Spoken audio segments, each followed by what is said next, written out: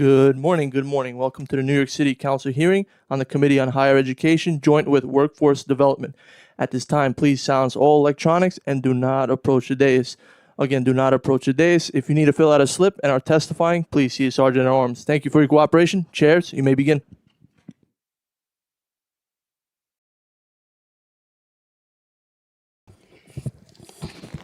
Good morning. I'm Councilmember Rita Joseph, Chair of the Committee on Higher Education.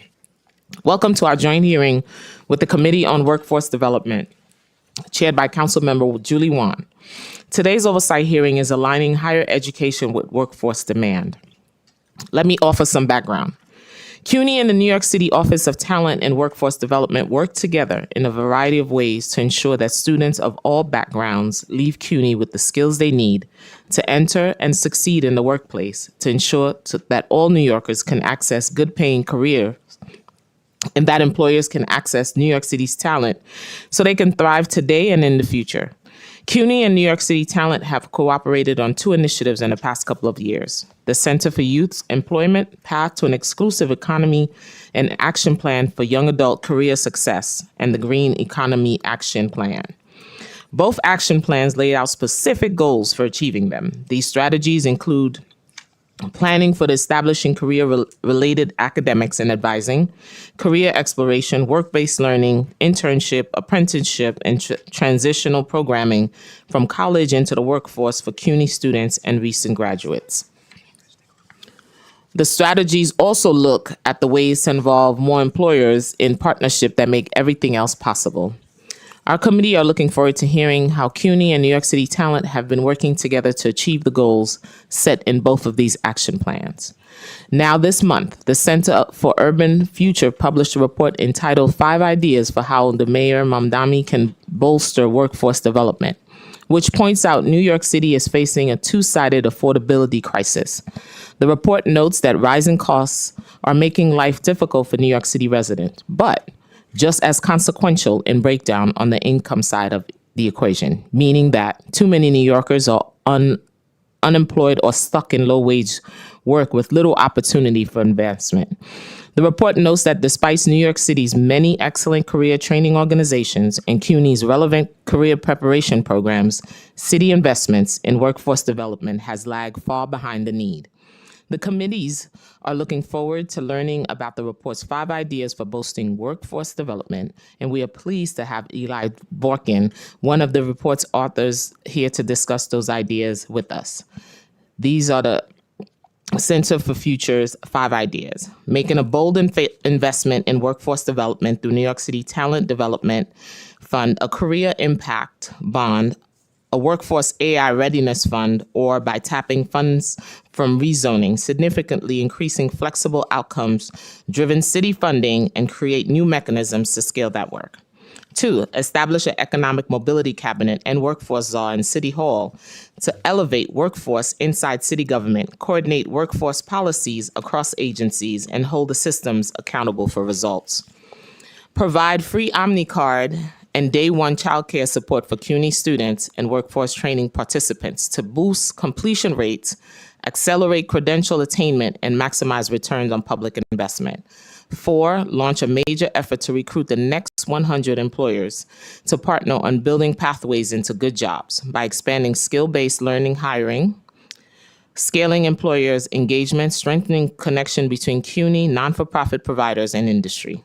Help scale up CUNY's promising but still small-scale career success programs, including CUNY Beyond, the Inclusive Economy Initiative, and CUNY 2X Tech to ensure that CUNY students doesn't just earn a degree, but also have strong career outcomes. The committee are interested in learning CUNY and New York City's talent reaction to CUF's ideas and their thoughts on whether and how they might be implemented. Now I'd like to acknowledge my colleagues on the Committee on Higher Education who are present.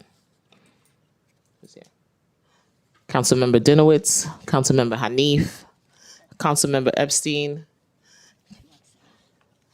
Recognize Councilmember Ariola, Councilmember Lewis on Zoom.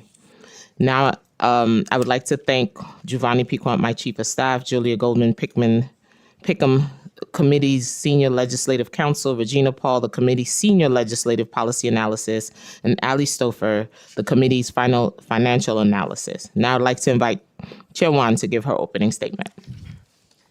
Thank you, Chair Joseph, for your partnership on this important hearing. My name is Julie Won, and I have the privilege of chairing Council Committee on Workforce Development. I want to note that this is the first hearing of this newly established committee, and I'm honored to lead the work in this space. As Chair Joseph noted, today's hearing examines how we are aligning higher education. As Chair Joseph noted today, hearing examines how we are aligning higher education with the demands of New York City's workforce. It serves 237,000 students across 26 campuses. For many of those students, CUNY is the single most important pathway to economic mobility. Its mission is to serve as a vehicle for the upward mobility of the disadvantaged. That mission is one this committee takes seriously. A recent report from the Center of Urban Future found that roughly 1.1 million working-age New Yorkers are unemployed, underemployed, or earning minimum wage. The market for entry-level jobs has dropped 37% since 2022. And the rise of artificial intelligence is beginning to reshape entire industries, which raises serious questions about whether the skills our students are learning today will still be in demand tomorrow. Behind each of these statistics is a New Yorker trying to build a career and support a family in one of the most expensive cities in the world. This committee exists to make sure that the city's workforce development infrastructure is working for them. We know that there are areas of real opportunity. The city's Green Economy Action Plan projects hundreds of thousands of green-collar jobs by 2040 in construction, engineering, management, and business. The Center of Youth Employment Action Plan laid out 15 strategies for connecting young New Yorkers to career pathways. These are promising frameworks, but these are only as good as their implementation, and today we want to understand what concrete progress has been made so far. I also recognize that for students to be appropriately prepared, they need to have professors who are adequately paid and receiving benefits as full-time employees. Specifically, this committee wants to hear from CUNY and New York City Talent about how they are working together to translate labor market data into curriculum changes and how they are measuring whether career learning programs are actually leading to good-paying jobs. We also want to understand what happened with the $600 million investment from the Green Economy Action Plan. I look forward to hearing from CUNY, New York City Talent, and each of our witnesses today, and to a productive discussion about how the council can support this critical work. Before I begin, I would like to thank the committee staff, Senior Counsel Alex Polinoff, Senior Policy Analyst William Hognick, and Financial Analyst Spencer Kuhn for their hard work on putting this hearing together. I also want to acknowledge that we've been joined by Councilmember Caban on Zoom and Councilmember Virginia Maloney. I'll now turn it over to Chair Joseph. Thank you, Chair Wan. I'd like to remind everyone who wishes to testify in person today that you must fill out a witness slip, which is located on the desk of the Sergeant at Arms near the entrance of this room. Please fill out the slip, even if you're already registered in advance that you'll be testifying in person today.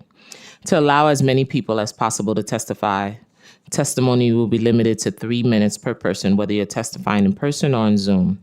I'm going to ask my colleagues to limit their questions and comments to 5 minutes. Please note that witnesses who are here in person will testify before those who have signed in on Zoom webinar.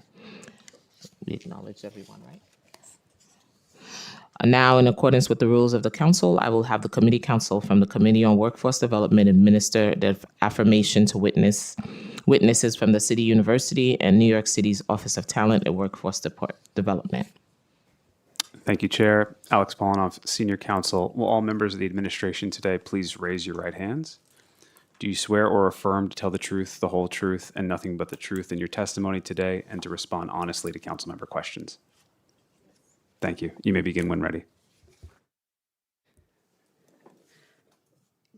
Good morning, Honorable Chairpersons Joseph and Wan, and members of the Committees on Higher Education and Workforce Development. Thank you for the invitation to testify today on the City University of New York's commitment to boosting the career success of graduates and delivering the workforce our city's economy needs in order to grow inclusively. My name is Lauren Anderson, and I have the honor of serving as the Vice Chancellor for Career Engagement and Industry Partnerships at CUNY.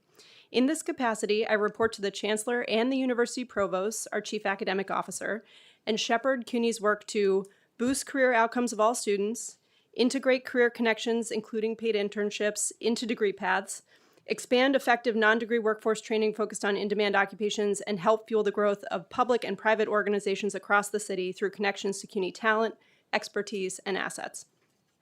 This role is a relatively new one for CUNY. It reflects Chancellor Felix Matos Rodriguez and the CUNY Board of Trustees' deep commitment to elevating and prioritizing career success and workforce development at the highest levels of leadership. However, CUNY's mission to serve as an engine of economic mobility goes all the way back to our founding. In 1849, the Free Academy of New York, later known as City College, opened its doors for the purpose of providing a first-rate education to all, regardless of means or background. At its opening, founders noted that future students would come to CUNY seeking an education, quote, for the purpose of applying it to some useful vocation and not as a mere matter of curious information or process of intellectual discipline. In short, the commitment to propelling our students into rewarding professions that they and the city seek is in our DNA. Last year, CUNY campuses secured 7 of the top 10 spots on Wall Street Journal's Best Value Colleges, which takes into account alumni outcomes and student return on investment. Similarly, Forbes released their list of 25 colleges with the highest payoff, where Brooklyn College took the top spot for the first time, and CUNY had 8 colleges total, more than any other university system. Yet despite our successes, we recognize that CUNY is not yet living up to its full potential as an engine of inclusive economic mobility. More can be done to ensure our degree and non-degree programs are seamless pathways into the jobs that employers are looking to fill. To address this, the 2023 CUNY Lifting New York strategic plan set out bold goals to boost the employability of CUNY graduates. They include, by 2030, 75% of our Associate Applied Science, or AAS degrees, and bachelor's recipients will have a job offer at graduation, with 80% consistently employed after 1 year. It also charges CUNY with tripling our paid internship participation rates to 30%. Meeting this goal will require exponential acceleration, not just tinkering around the edges. Fortunately, though many universities across the nation struggle to find ways to ensure students transition to the workforce, we at CUNY are lucky. We've seen what works. For instance, we know that students who participate in paid internships are 3 times more likely to have a job offer at graduation. Students who meet with an integrated advisor or enroll in courses developed with industry are 2 times more likely to have a job offer at graduation. In academic departments that utilize career-infused degree maps, we see an up to 144% bump in graduate jobs. In academic departments with an industry specialist, 94% of reported jobs are aligned with the major, versus a 30% average across departments that do not have them. Yet these interventions only exist in pockets across CUNY. We must scale evidence-based solutions to reach all students where they are. Only 25% of CUNY students go to career services, but 100%, we hope, go to class.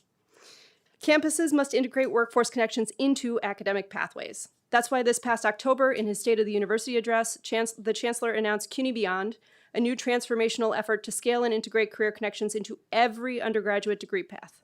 CUNY Beyond will invest in each of our 18 undergraduate campuses by 2030 to elevate, connect, and grow what works. We began in July with 4 initial campuses, Borough Manhattan Community College, LaGuardia Community College, Hunter College, and Lehman College, which together serve 55,000 students. The governor's FY27 executive budget provides CUNY with $6.8 million to expand to 3 additional campuses this coming July, and we're hoping to work with the council and the city to expand to additional community colleges in this wave. We are grateful to the Center for an Urban Future, CUF, which has included scaling CUNY Beyond in their recent recommendations to Mayor Mamdani, as well as to Robin Hood Foundation, who also called on the city to help us grow this ambitious initiative in their December mayoral transition playbook. The city's Office of Talent and Workforce Development has been an essential partner in meeting these goals. Its support and collaborative policy development provided the foundational building blocks for CUNY Beyond and many of our K-16 initiatives, which my colleague, Senior University Dean Andrea Sunachan will discuss in just a moment.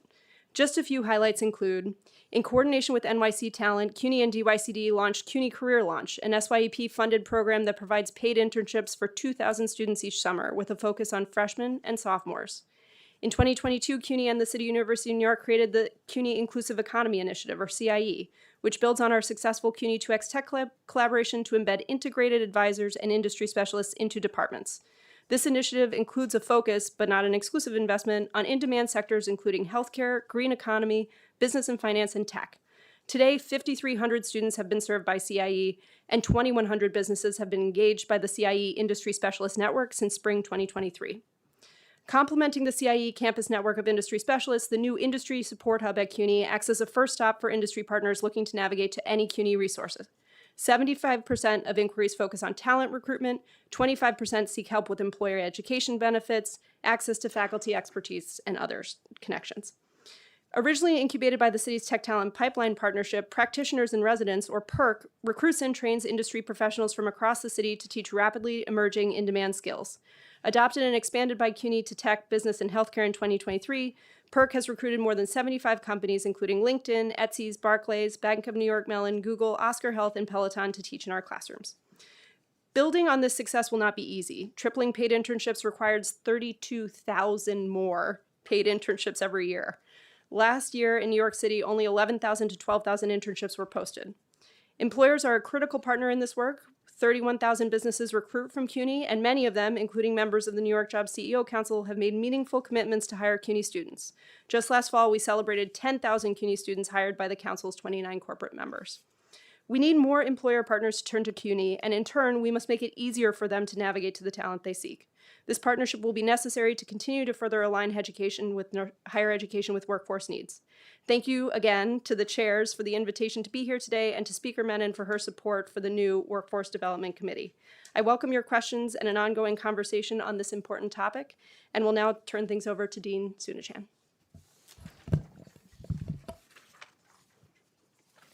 Good morning, Chairs Joseph and Juan, and members of the New York City Council Committees on Workforce Development and on Higher Education.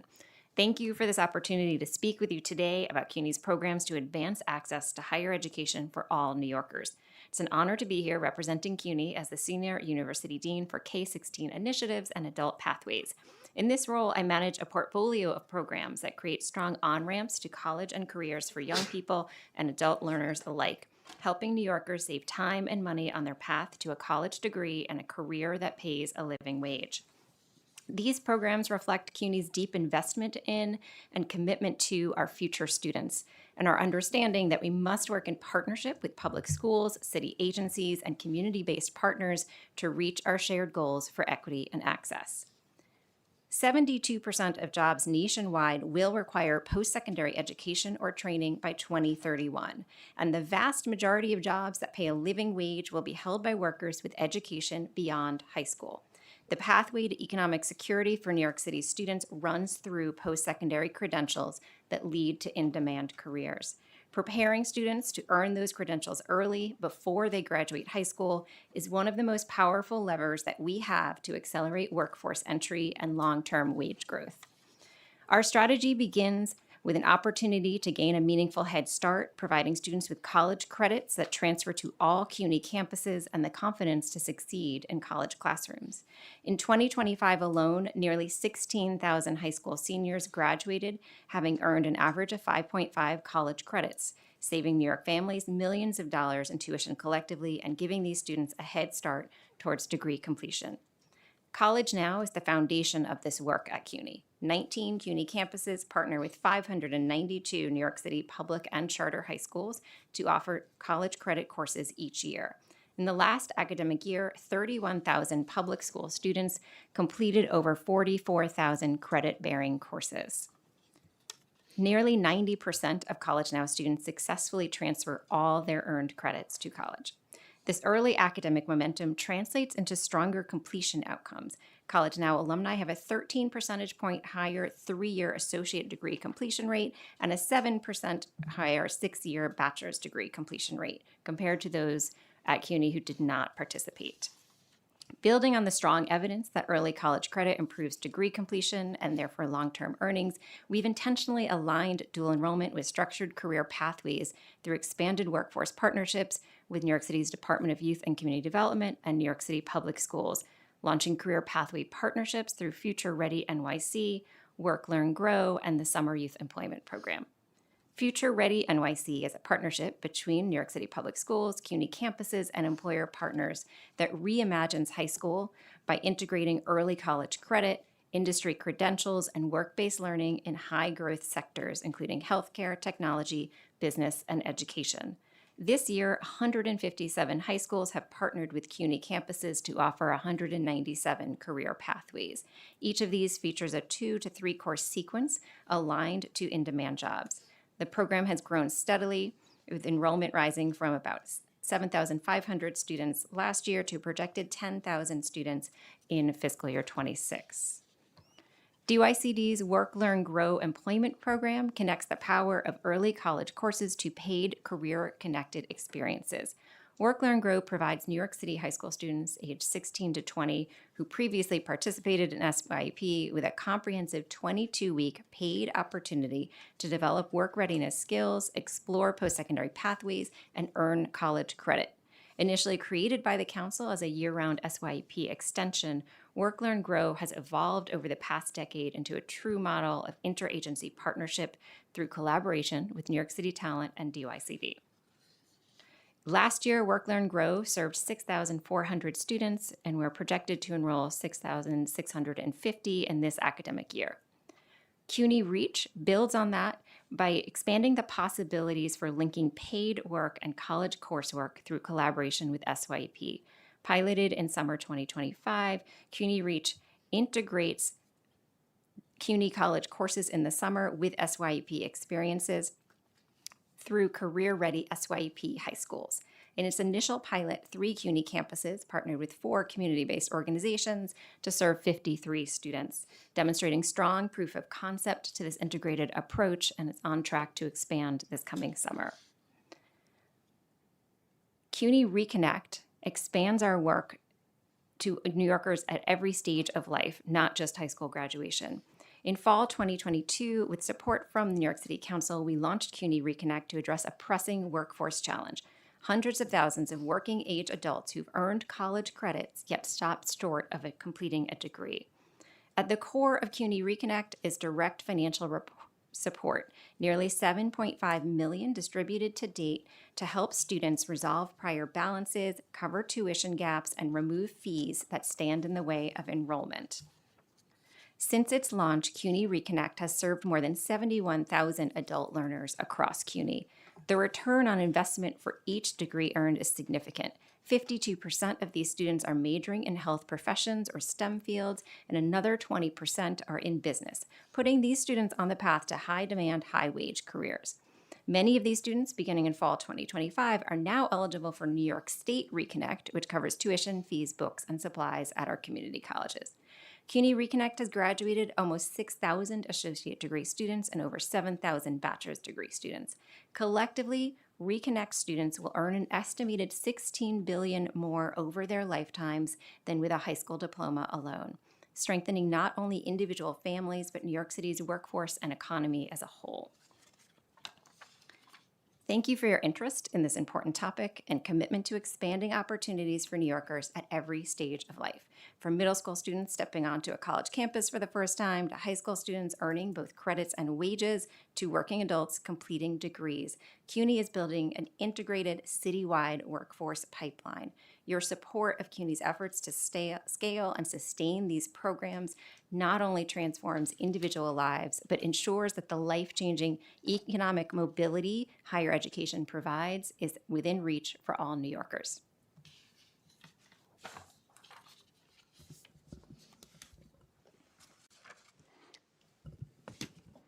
Good morning. My name is Douglas Parry, and I am the Executive Director of the New York City Office of Talent and Workforce Development, or NYC Talent for short.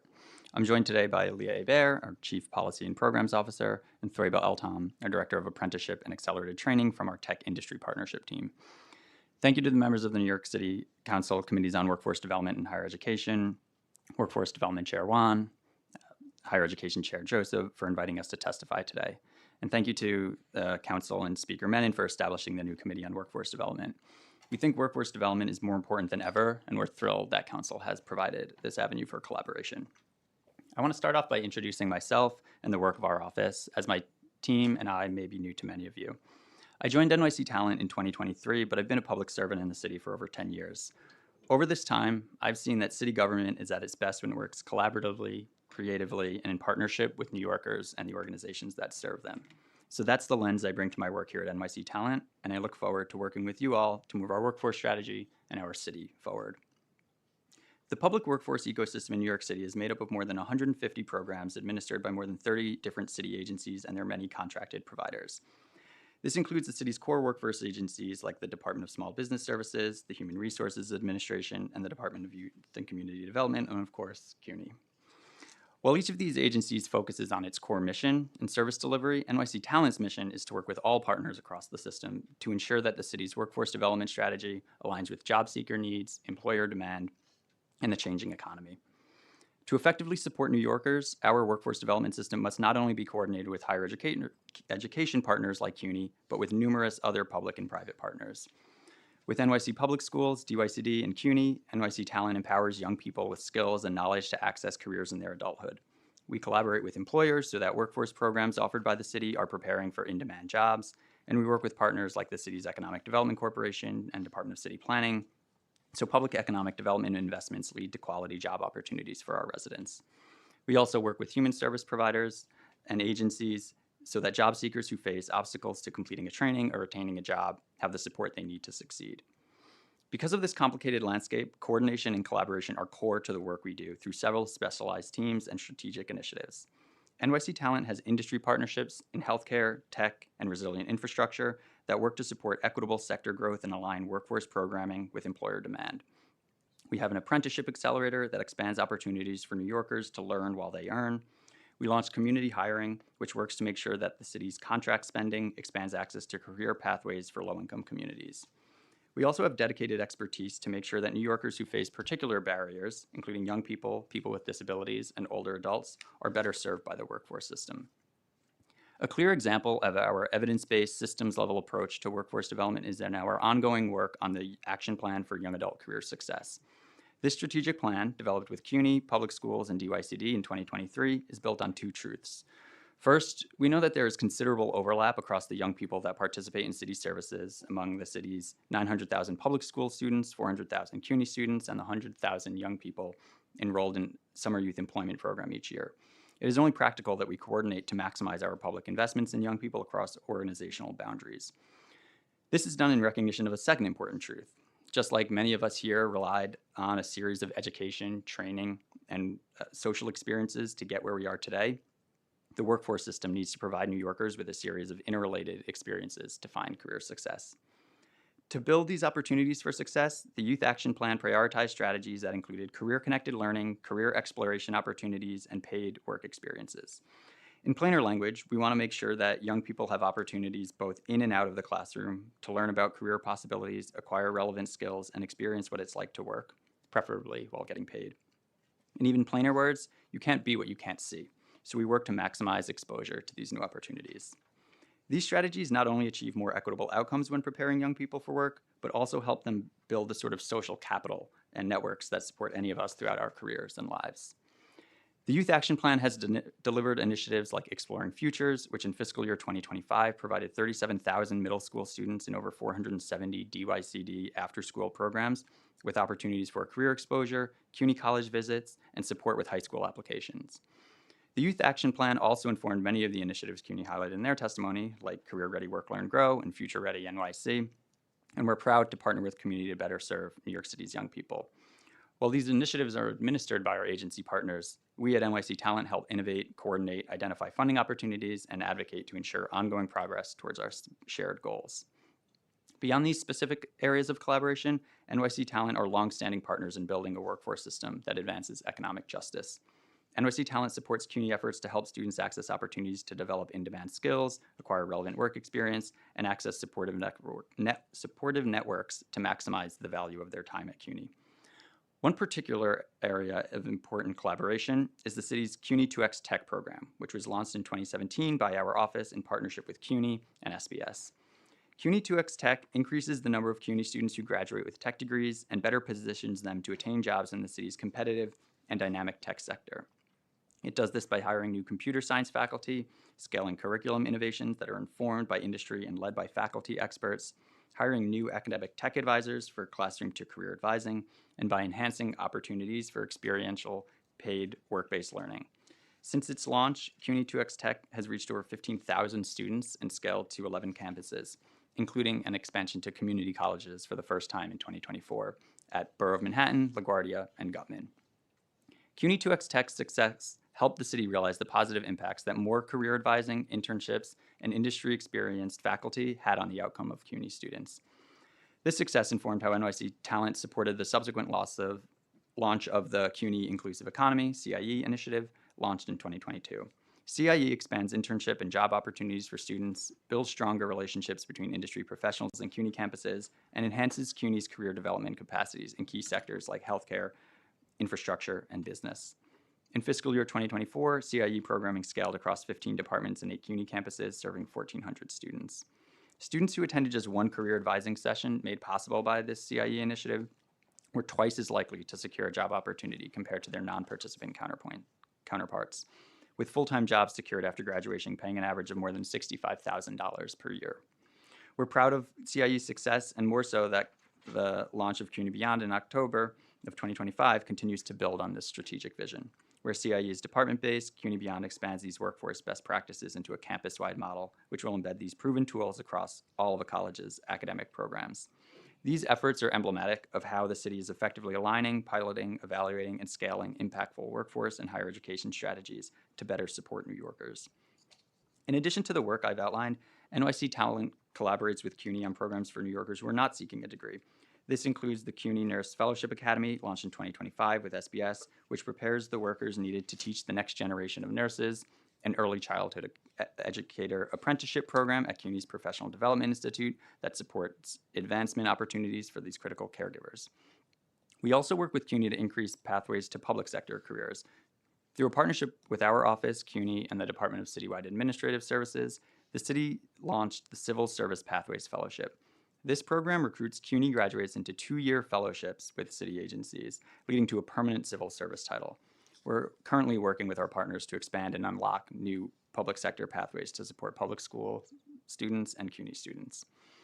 As you can see, NYC Talent works to coordinate and scale change across the city's workforce system, including in partnership with CUNY. Therefore, many of the themes from the Center for an Urban Future's recent workforce report are well aligned with our work. Perhaps most importantly, NYC Talent uncover in complete alignment that workforce development is an important part of the affordability agenda and a key strategy for achieving economic mobility. To that end, our office, in partnership with the New York City Workforce Development Board, which oversees the city's federal workforce funding, has been engaged in strategic planning since mid-2025. This effort has incorporated labor market data, insights directly from job seekers, and feedback from over 200 public and private stakeholders, including training providers, community-based organizations, educational institutions, labor unions, businesses, philanthropy, and government. We aim to use the diverse perspectives of this expansive coalition to recommend enhancements to our workforce system so it is more effective, connected, and resilient. There's no denying that our economy and job market have undergone significant changes in the last several years. Too many New Yorkers are facing a high cost of living in a labor market where access to quality employment is increasingly competitive. But New Yorkers do not have to face this challenge alone. NYC Talent, CUNY, and many partners across the city, including our Deputy Mayor for Economic Justice, Julie Su, are working together to deliver a workforce development strategy that is agile, industry-informed, and inclusive, so all New Yorkers can access quality jobs and have dignity in the workplace. Thank you for your time, and we look forward to your partnership and questions.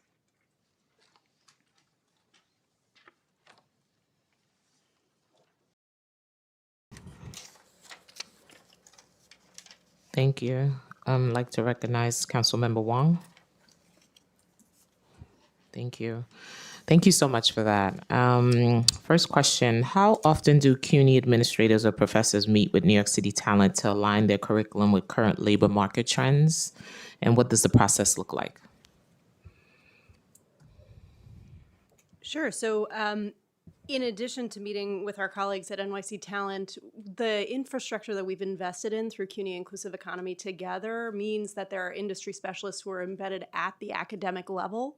So these conversations are happening continuously, and that's really important and by design because the workforce evolves so quickly. With AI being deployed, companies themselves are from month to month figuring out what that workforce skill looks like, that we can't rely on a series of meetings on a regular cadence to actually give us all the information we need. Instead, industry has to be working together hand in hand with faculty and others and staff to be able to deploy the most recent insights into the classroom. So we do that in a couple of different ways. The CUNY Inclusive Economy is one example, but CUNY Beyond actually invests in a number of different investments to make sure that's happening. First of all, we invest in integrated academic and career advisement, which uses tools that include the latest sort of career milestones and information that's relevant to specific disciplines. For every single student. Additionally, the CUNY Beyond initiative has a pillar on career-connected learning where we are regularly equipping faculty with the insights they need to be able to integrate career insights into the classroom. And then through employer engagement, we do have these regular touch points where industry specialists are embedded in departments building consistent relationships with employers. Because the way that curriculum evolves look really different in some disciplines versus others, and so you really need a hyper-local approach to that work. So the engagement is ongoing. Is that what you're telling me? Constantly as the market is changing. What's the biggest trend that you're seeing now in talking to folks in the labor market right now? Sure. Well, certainly AI is impacting every single sector of the economy, and it is changing so rapidly that it is requiring an ongoing conversation amongst many, many, many different disciplines. The thing about AI is that it is creating an environment where it is not only essential that we are making sure that information and skills are updated on a regular basis, but is even speaking to more value of ensuring that our degree programs are giving students the opportunity to apply something. As students can find facts through ChatGPT, the thing they're not going to be able to do on their own versus through a college degree is actually get a foot in the door somewhere to apply those skills. And so we're really thinking about not only how we ensure that students are equipped with the latest information on AI and how to use it to be able to enhance their own work and perspectives, but also making sure that they have the opportunity to be on the job applying things, because in this world in which AI is making it more difficult to enter into entry-level jobs, that's going to be a differentiating factor, is their applied experience. So basically, are you also teaching them how to integrate it into that new career that, whatever, for example, teaching? I'm biased to that. So is that being taught and how to integrate it into, let's say, a teacher? Yes, absolutely. So there are two approaches we're taking to ensuring that AI is integrated into students' educational pathways. Mm-hmm. One is by working very closely with industry, and we've partnered with many companies, including EY, JPMC, Amazon, et cetera, to launch a series of workshops that are actually taught by industry, because it's evolving so quickly that we need practitioners who are doing it daily to be the ones who are teaching students. Those are open to every single major, and in fact, there's a priority on students who are not advanced AI practitioners, who are not necessarily coming from computer science, who are coming from other disciplines, to be able to participate in those non-credit bearing workshops that industry is offering. Additionally, the second part of our approach is really to support departments in integrating this information. Right now, we have many, many faculty across CUNY who are working to be able to integrate insights into even general ed courses, but they're working in isolation, not always with the support they need. So our Office of Academic Affairs and our Dean of Technology and Computing is working with departments to ensure that there's a support structure for them to be able to integrate AI, no matter if it's education or biological sciences. Okay, thank you. I have another question. Pathway to an Exclusive Economy, an action plan for young adult career success, offers 5 goals, many which are directly relevant to the work that CUNY does in preparing its students for workforce.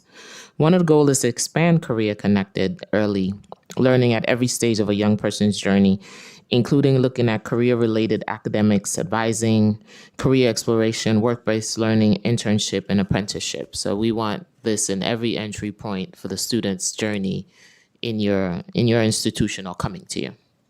Yes, correct. I don't know if you all want to comment a little bit on this? Yeah, of course. So the action plan was a great partnership, and I think to echo Vice Chancellor Anderson's point of how much we work with CUNY, we're in constant communication. And I say the Youth Action Plan is emblematic of that partnership, not just with CUNY, but with public schools and DYCD. And so in 2023, that's when we had the action plan, and that work has been ongoing since then. So career-connected learning has been a key part of that Exploring Futures program, as was mentioned in the testimony, is a great example of that program, of the partnership across the city. And then I'll just add to that New York City Public Schools has really embedded career connected learning as like a key fundamental across over 300 high schools. So Future Ready NYC is one big piece of it that includes advising, work-based learning, financial literacy, and making sure that young people have post-secondary pathways and a plan, in addition to work-based learning. There's also the career and technical education programs. There's Learning to Work. We've done a lot with CUNY and DYCD to expand the school-based SYEP as well. And then what we're finding in the data points that New York City Public Schools has put together through their key implementation metrics is that there's it's really having a great impact on young people. There's increased attendance for young people going to school. There's also higher GPAs. They're less likely to be chronically absent. But I think most importantly, it's just really reinforcing learning for young people and how that's connected to careers, reinforcing their love of learning and what they want to do, helping them find agency in what their career pathway is, and also just to be able to increase their own academic achievement. Can you expand on the Future Ready program? So you mentioned there's 197 career pathways with 2 to 3 course sequences for in-demand jobs. So can you help me understand some of the 197 career pathways and the courses with examples of the broader areas they cover? And can you help me understand the year to year, what the costs have been for this program and what the increases have been, if any? Sure. So the number of pathways is so high because the high schools participating. So there's 179 high schools that participate, and most of those schools are offering multiple pathways. So that's where you get that larger number. There's 11 different industry fields that each high school can choose from. So for example, in healthcare, we have pre-diagnostic medicine, pre-nursing, or an EMT pathway. In technology, we have cybersecurity analyst, data scientist, or software developer. There's HVAC and decarbonization in our green pathway, human and social services, and 2 business pathways. Within each of those pathways, a high school student would take a sequence of courses that would begin to introduce them to that career and that major, and then go deeper into that over the course of the next 2 course sequences. And that would happen alongside what Leah just described with developing or opportunities for work-based learning, perhaps pursuing a relevant credential in that field, financial literacy, and other college and career advising. We share the costs of Future Ready with New York City Public Schools, particularly on the CUNY side. The costs are in the instruction of those college courses. So what is the estimated cost year to year? And what has been the increase in funding year to year for the last 4 years? I would have to get back to you on the overall costs of Future Ready. A whole set of those services are on the public school side and is funded through them. So I don't have the budget Okay, dollars so for what that. I'm trying to understand is how has the program expanded year to year for the last 4 years? Have you seen an increase in students being part of this Pathways program? And for the career pathways, who are the partners that do it other than the public schools? Because there has to be some sort of industry partner that are part of this with you. Yes, public schools has a robust team that engages industry partners to create work-based learning opportunities at the high schools. CUNY, for this initiative, doesn't manage the employer partnerships, but they are in place for all of the participating high schools. The initiative has grown through additional funding that public schools has gotten. And on the CUNY side, we've really engaged in what are the ways that we can work hand in hand with our partner high schools to increase awareness and engagement for all families. So we do a lot of deep work on, for example, customized emails that go out to caregivers and students, letting them know, did you know you could take a free CUNY course while you're still in high school, making it really easy and seamless for them to enroll, and then partnering with the high schools on really integrated college and career advising. So, am I understanding correctly that there has been no increase in funding from CUNY for this program? Only from the public schools, from the Both New York CUNY and City public public schools schools? have contributed increased dollars to increase the amount of college courses that we're offering. I don't have the budget amount for the full Future Ready initiative, which again happens, a lot of those other pieces happen on the public school side. And do you do you have the numbers, the metrics of how many students have now increased year to year for this program? Yes. In my testimony, I gave you the number for Future Ready that have participated. I think we're on track this year for 10,000 students in Future Ready this year. Last year was about 7,500. Okay. And that's in the CUNY credit-bearing course component of the initiative. So public schools, again, would have even larger number, looking at the entire student population of all of those Future Ready high schools. Okay, because what I'm trying to understand is what the funding model should be for this program for it to increase so that we could have more students as well as more funding for this program to grow. Because even within the, within the coursework that you had named for the pathways, even for technology, those three that you named are not covering majority of the industry's current workforce of what the possibilities are within technology. Because you only said you only have three pathways of software Currently, development. yes. Yeah, I think we would welcome a conversation along with our public school partners on what a growth plan would be for the program and what the cost would be to continue to expand it. Thank you. Thank you. Along those lines, as you mentioned earlier, anyone who's in P-Tech program, college now, early college, they're saving billions and billions of dollars by leaving school with college credits, or some of them with an associate and a high school diploma at the same time. So definitely would love to see how we can expand on that. Another goal in the inclusive economy action plan is to expand early intervention to ensure youth and young adults remain connected to pathways and are supported during transition from school to post-secondary work, including supporting from programs designed to improve retention rate, completion rate of college students, as well as improve transition into workforce upon graduation. And that's one of the things when we looked at the data, we saw that a lot of our young people leave high school, they don't stay. How do we get them to stay? How do we provide the support? And as you may know, a lot of them are first-time college students who they're first to go to college. They're immigrant students. How do we provide those supports, not just when they get to college, but before they get there? So I think this is an example of the partnership that we have at DYCD Public Schools and CUNY, is making sure that we're thinking of the young people not just as one their point in time, but as a whole person who has ideas, dreams, goals, etc. And so we want to make sure that we're working with students at every stage and that we're thinking about what their future is. One of the things that is particularly exciting that our office partnered with multiple partners across the city is creating a new civil service youth apprenticeship title. And that is leveraging public school students, or not leveraging, sorry, having public school students have access to have apprenticeship experiences in city agencies. And an apprenticeship meaning it is paid, it is a job, right? And it has a pathway to a career. And we actually, in our office, have two apprentices who are here today. I don't want to call them out too much, but Kayla and Emily are great youth apprentices here. And programs like this are, one, giving that, like I said in my testimony, you can't be what you can't see. So giving exposure to what it's like to work for the city, but also making sure that they are informing the work that we're doing, and that informs the work across our entire office.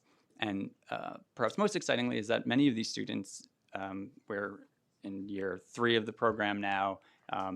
Many students, they started in their junior year, senior, now are in college. And so many of those students go on to CUNY, right? And so we want to make sure that we have a system whether they're experiencing something through SYEP, there's a touch point, or any of the programs throughout the city, that there's awareness and education around not just what is right here in front of you, but what is beyond it next. And so that's a really strong connection there.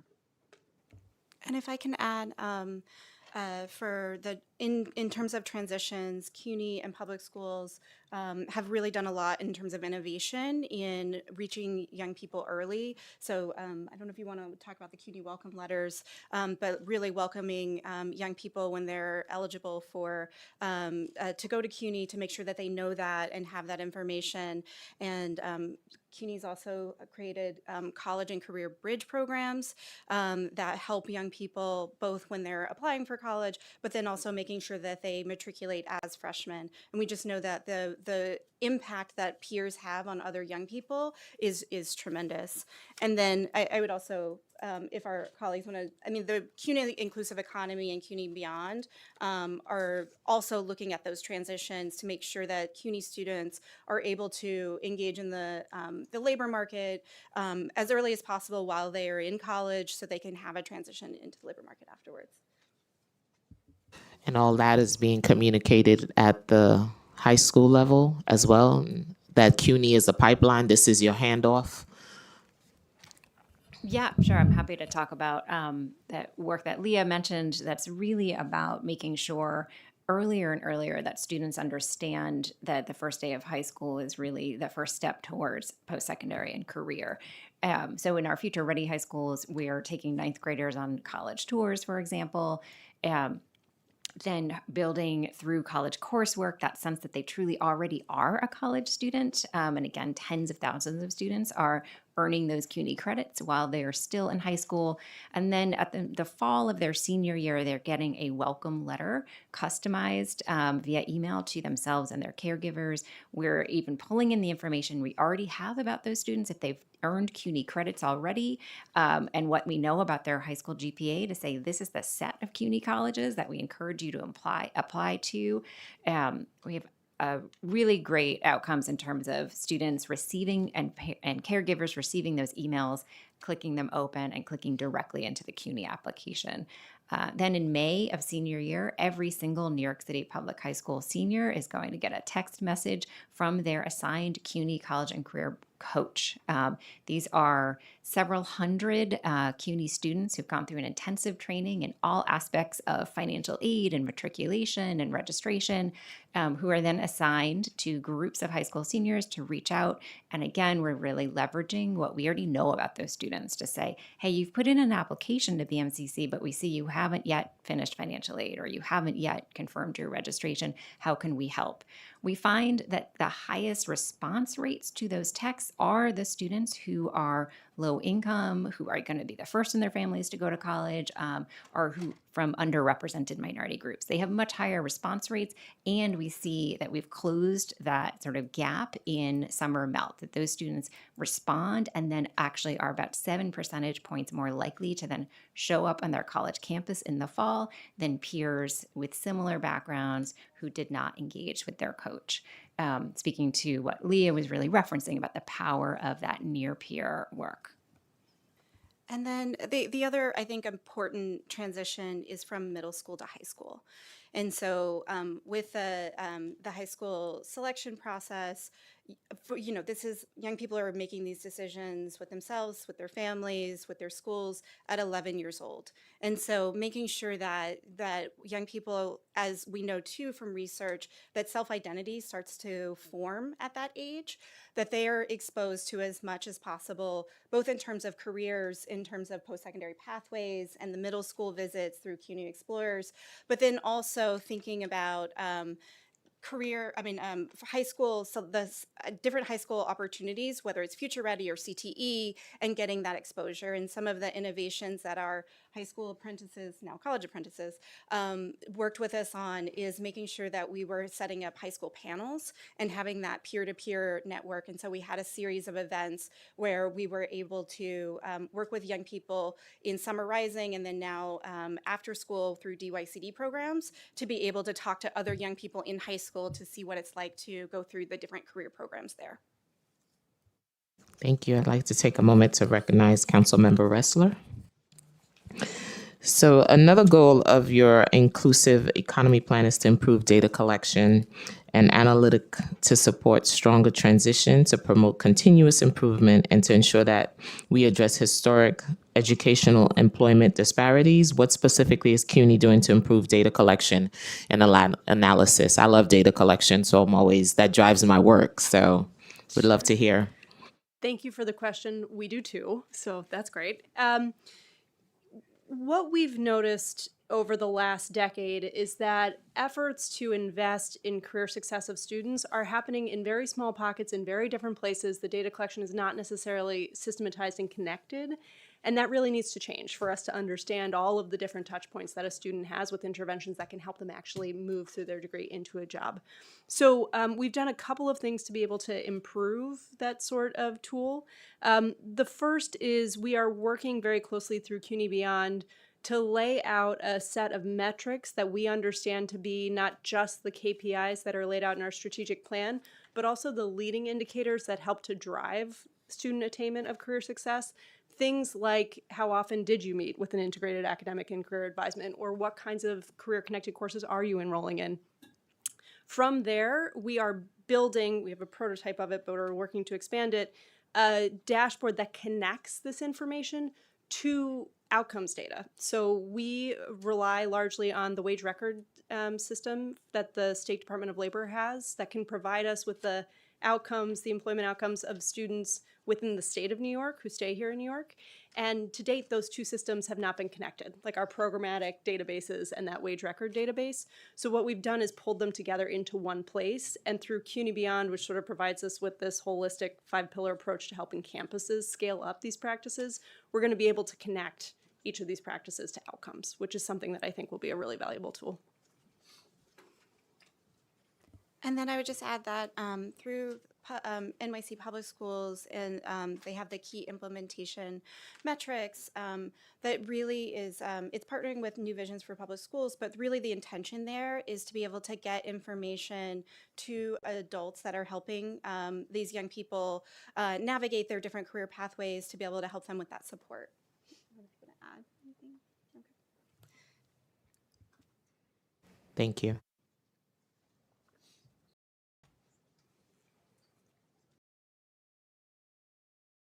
Councilmember Caban?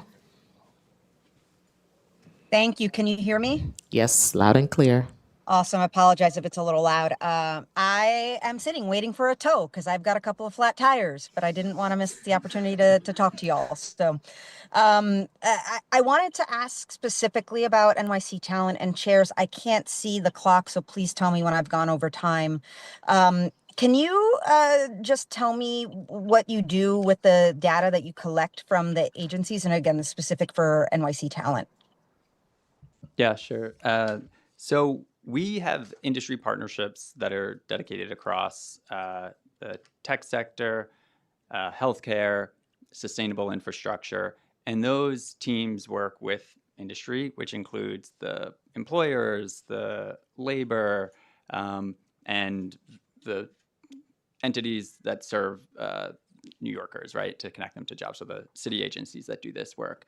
Those teams also work very closely with our data and impact team. And so our data and impact team is keeping an eye on labor market data, and between the hard data, the conversations with the employers, and that is done through roundtables, constant communication, of being able to see what is happening now, right? What are the needs now? What are going to be the needs tomorrow? And then helping inform how programming is delivered to the New Yorkers through the programming that gets done at the agency level. And how many staff do you have? We have 37 staff and 3 apprentices. And do you currently have any staff for the Center for Youth Employment? Yes. How many is that? We have 1 staff. Okay, just 1. Correct. What is your total office budget? And out of that, how much have you raised in private funding? So, like I mentioned in my testimony, the workforce system is very, very large and is strewn across 30 or so city agencies. There's 150 or more programs. And so much of the work that we do and then much of the funding is at the city agencies. Our office ourselves, we have a fairly small program budget because we help inform how city spend is delivered across the city agencies. Do you have a number for that? And again, how much have you guys raised in private funding? Because my understanding is you do private fundraising Yeah. as well. Yeah, so in FY27, our program budget is approximately $2.7 million. And we have raised, I don't know if I have the exact dollar amount with respect to private funding tied to fiscal year, but we have raised some private funding, including funding that is supporting a lot of the work Yeah. around our office. It'd be good to get an update on the amount of that private funding, because I'm also interested in, and I'm probably not the only one, but like, of the amount raised in private funding, for example, and then the overall funding that you guys get, how much was from your office directly versus was raised by each agency. I think those are good sort of points of information. But on the sort of the policy research and programming side of things, like what's happening with community hiring? Yeah, so community hiring is a very exciting initiative. A couple of years ago, we were able to get state legislation that authorized us to set workforce goals on city contracts. So that means if you're a city vendor doing business with the city, and that cuts across construction contracts, human services, professional services, standard services, you will need to have goals on your contract, and you will be required to make best efforts to hire low-income New Yorkers, including NYCHA residents. And so that program we had a whole rulemaking process, and that went into effect, and then it's tied to city contracts. And so it's very exciting that it's up and running. We have over 200 procurements out already on the street. Many of those contracts are just beginning now to come online in terms of went through the full procurement process, was released, awarded, registered. And so those contracts are coming online now, and we're excited to make sure that we are connecting New Yorkers to those job opportunities, and that, the businesses who do business with the city, they are coming to the workforce system, the public workforce system, that we're increasing the quantity and the quality of jobs that enter the workforce system. So we're really excited to be able to connect New Yorkers, particularly the low-income New Yorkers, where there will be workforce goals, on to employment opportunities with vendors who get contracts. And the scale is enormous, right? City spend, as we all know, is huge. And so we think once fully implemented, the community hiring program across the mayoral agencies can be around upwards of $20 billion a year. Time expired. Thank you, chairs. Can I get just 20 more seconds to Go ahead, ask 20 a couple seconds, data go. point? Thank you. Okay, great. So these are my questions. How do you share the labor market information with agencies, and how often does that happen? Because I want to know, do you support agencies with research? Do you directly produce reports? And is that done by staff or consultants? Those are my questions, and thank you. Thank you, Councilmember.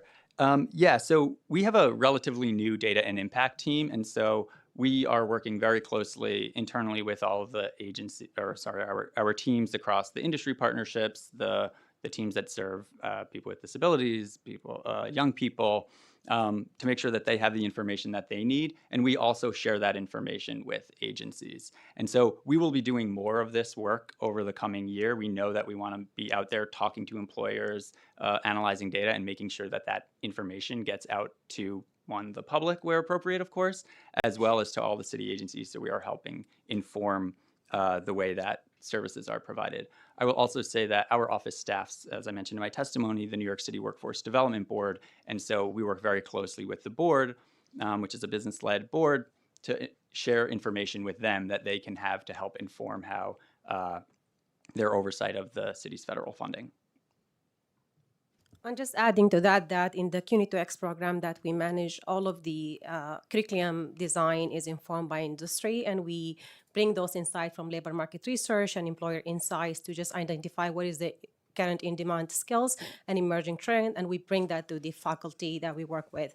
So for every CUNY2X school, we do that regularly, mostly like every quarter, to kind of go and review that, and we make sure that everything that their students are receiving are career-connected learning that is brought by those insights from the labor market research and also employers. And then I would just add too that our New York City Public Schools has different industry commissions, and our industry partnerships sit on those industry commissions and share labor market intelligence that they're hearing from the field as well as data. And do you share that data? There's usually a disconnect among agencies, which I find is huge. And I just wish agencies would start talking to each other so the work can be done not in silos, but in collaboration. We agree. Okay. Councilmember One. Thank you so much. The Green Economy Action Plan mentions leveraging $600 million in investments for youth pathways. How much of that $6 million has actually been allocated to CUNY to date, and how much to other entities? What has been the impact? Sure. Thank you for the question. The Green Economy Action Plan included support for the development of both offshore wind and broader renewable energy and green economy occupations by providing over $10 million in capital for investments at CUNY campuses to help improve workforce preparation. We launched a competitive process amongst our campuses and identified 8 projects, including a net zero house, a decarbonization lab, and numerous other investments to be able to ensure that we have the actual spaces and places for students to be able to learn the skills they need for these in-demand occupations. These are across 6 campuses: Bronx Community College, Brooklyn, College of Staten Island, Medgar Evers, City Tech, and Queensborough. So those are in process right now. Okay. One idea that in the CUF report is to make bold new investments in workforce development through New York City Talent and Development Fund, a career impact bond, a workforce AI readiness fund, or by tapping funds from rezoning, significantly increasing flexible, outcomes-driven city funding, and creating new mechanisms to scale what works. What is your opinion of this idea, whether it would be effective to boost workforce development in New York City? So, like I mentioned in my testimony, the workforce system is very big here in New York. Very proud of the size and scale, and appreciate Cuff's lifting up workforce development as being core to the work of the affordability agenda. And what was mentioned in the testimony, I talked a little bit about that the Workforce Development Board, which oversees federal funding, that is about like $90 million a year. I'd say in workforce development funding in the city is around $800 million. So there already is enormous city investment. Many cities, states across the country rely solely on federal investment. So there is already considerable investment in city investment in the system. I do think that a lot of the ideas of the Cuff report are aligned with the work of our office of how do we effectively use that funding, efficiently use that funding, and coordinate across this huge system, right? Like you mentioned, Chair Joseph, we want to make sure that everyone is talking to each other, right? And so that's really core to the work of our office to make sure that what is happening, whether it's with the youth side, on the adult side, talking to those groups together to making sure that that funding is effectively used. So another idea in the CUF report is to establish an economic mobility cabinet and workforce czar in City Hall to elevate workforce development inside city government, coordinate workforce policies across agencies, and hold the system accountable for results. What is your opinion of this idea, whether it would work effectively to boost workforce development in New York City? So I will say, I'm incredibly excited to be under the leadership of Deputy Mayor for Economic Justice, Julie Su. In my mind, she is essentially our workforce development czar. She has an incredible amount of experience between her time in California as the head of the Department of Labor, as well as being the acting head of the United States Department of Labor. And so we have right now at the highest level of city government a real strong advocate of this work, of the work that we're doing. And then our office, we help coordinate the system, right? We help understand what's happening across those 30 some odd agencies, help coordinate, help escalate, help elevate, help be efficient stewards of the city's workforce funding. And so I'm very excited about having the leadership of the deputy mayor to help champion that work. And I'm happy that CUF recognizes that workforce development is important, and proud of the work of our office.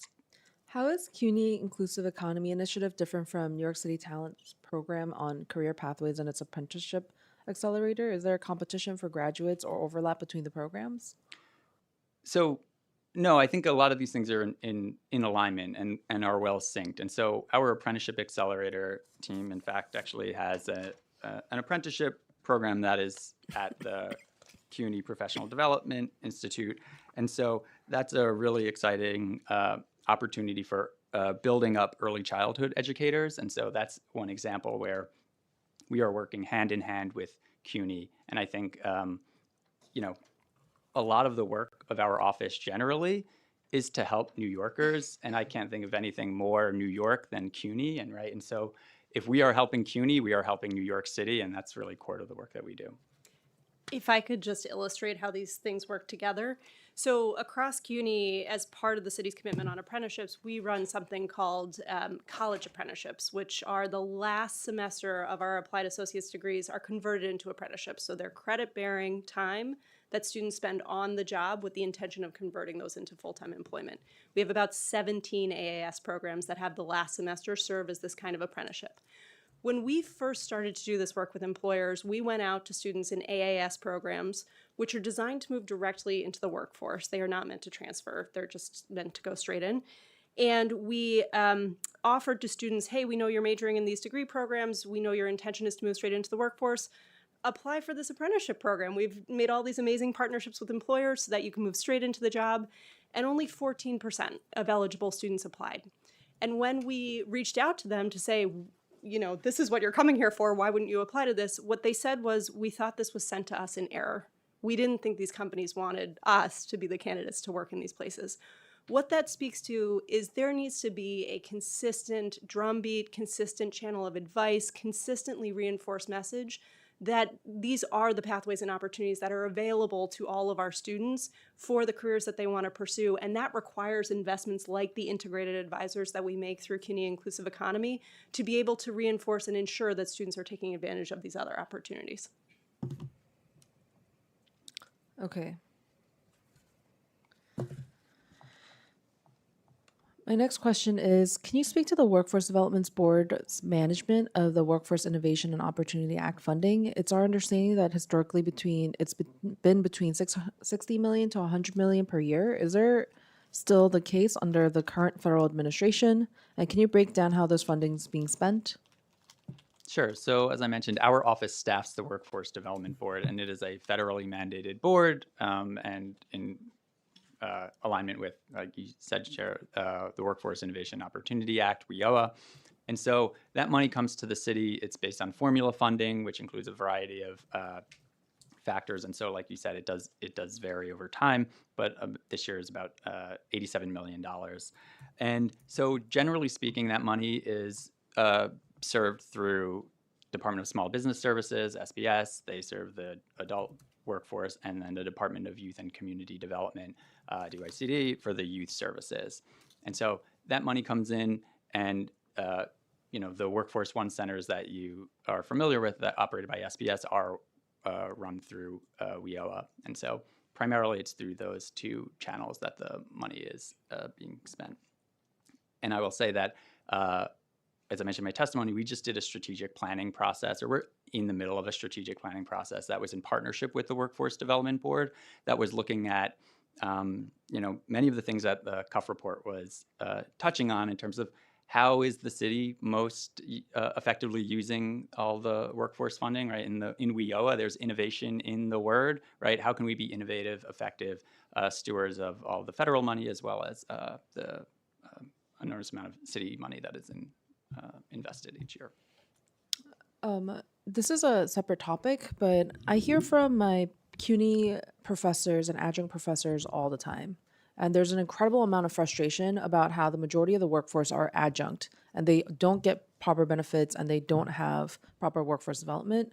So can you help me understand the state of CUNY, all of the professors who work there, and how they are constantly struggling to make ends meet because they aren't giving full tenure, and majority of them are forced to be part-time as adjunct professors who are underpaid for the amount of work that they do, and they're constantly struggling to see how they're going to make ends meet financially for themselves. Sure. Thank you for the question. Last year, CUNY signed a contract with our PSC, the Professional Staff Congress, that included increases for adjunct faculty. And we recognize that many faculty members at CUNY are adjuncts and that support is necessary for them. So that's why that was part of the priority of that contract negotiation process. But what are we going to do to move the model so that you don't have a bunch of part-time professors who are trying to become full-time? So what I will say is that CUNY is interested always. Our faculty are the heartbeat of what we do. They're in their classrooms. They are the ones who are working on the front lines with students to prepare them for not just what they're learning and the learning outcomes, but their careers in the future. So we are interested in being able to support more faculty. Many of our workforce investments, for example, CUNY 2X Tech, includes investment in actually full-time faculty lines to be able to create more opportunities for faculty to get in the classroom. So how many full-time faculty lines have you increased from the last fiscal year, and how many will you increase by the next fiscal year? I do not have that for you, so we'll have to get it to you afterward. Because it seems like there's a structural issue with CUNY not allowing for faculty to become full-time, that it almost seems intentional that you only want adjunct professors who are not going to make enough money or have proper benefits. As I said, we welcome the opportunity to hire more faculty at CUNY and are happy to follow up afterwards with these numbers for you. Thank you, Councilmember. Councilmember Hanif. Thank you, Chairs Joseph and Juan, and hi, it's great to see everybody. Before I start, I gotta say that I'm a proud Brooklyn College graduate, and yeah, I believe they create leaders. Okay, so I wanna understand access to immigrant adult learners, and I think this is for New York City Talent or CUNY too. For those who are coming with credentials from their homeland, when they're here, they're unable to practice in their field. What are there concrete pathways that you all are offering to ensure that their credentials match up, or how are those credentials being translated into employment in city government and non-city supported services? Thank you for the question. So yeah, obviously that is a core to the work of making sure that all New Yorkers, including new New Yorkers or New Yorkers who have been here for a while, who are need that additional support, are connected. And so I know that the Department of Small Business Services, they have an NCLEX program that helps connect people who have a degree from a foreign country, get additional support they need to get their degrees. So like I have a couple of people in my community who've come with backgrounds in media, and we're journalists back home and do really great work, which is why the Bangladeshi ethnic community receives news. But they should be providing for the city because they speak Bangla, they read and write in the language, and our translation services across the city still needs work. So I don't think that's a sufficient response. I am very interested in ensuring that our immigrant adult learners have a pathway. In particular, we've seen an influx of migrants, and they're doing a job that we're very privileged to have because they're delivering our medicines or food. But I don't want everyone to be stuck in survival jobs. Does New York City Talent address that? Yeah, I mean, I think that is core to our work of making sure that all New Yorkers have access to jobs, not just. So what's like a initiative? Yep. How does one come to you guys, or what do you do? So I will say one example that is particularly exciting is a licensed practical nurse apprenticeship pilot. That's a pilot with 1199. It also is in partnership with Medgar Evers College, and it is funded actually through Robin Hood. And this is an example of upskilling current workers, right, who want an opportunity to grow in a career, to learn more, and to have on-the-job training, right? And then some of that, and like I said, they're getting their training through Medgar Evers, which is a CUNY program. And so this is one example of wanting to make sure that we're supporting workers and having opportunities to grow. And I say apprenticeships in general, that's a lot of the work that we are focused on, is a great model of paid I don't have a lot of time. type model. Okay, sorry. No worries. I want to end by asking, so you all have the pathways, but there are people who might not get the job, right? So what barriers are you coming across? Is it licensing, English proficiency, employer bias, disability? That's important to me. And then are other supports such as career coaching, licensing, exam prep, and transportation assistance available for both New York City Talent and CUNY?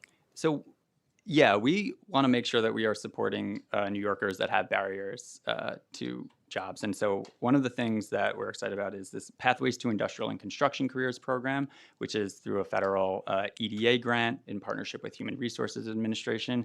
And that's a program that allows funding for things like buying tools, Omni cards, and the supportive services that we know are incredibly important because getting a job costs money often, right? And so there are a lot of important things that we want to make sure that we are doing to support New Yorkers, not just in the core, like connecting to a job, but what else do you need to connect a job?